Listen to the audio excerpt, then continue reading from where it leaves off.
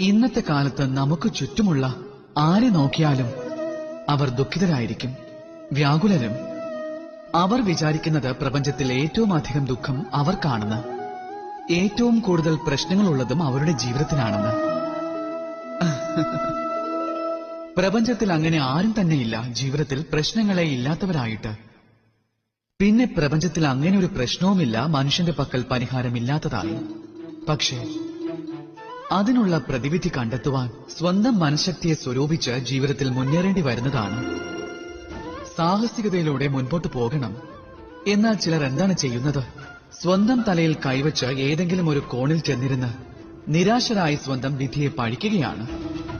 പാടില്ല, അങ്ങനെ ഒരിക്കലും ചെയ്യരുത്.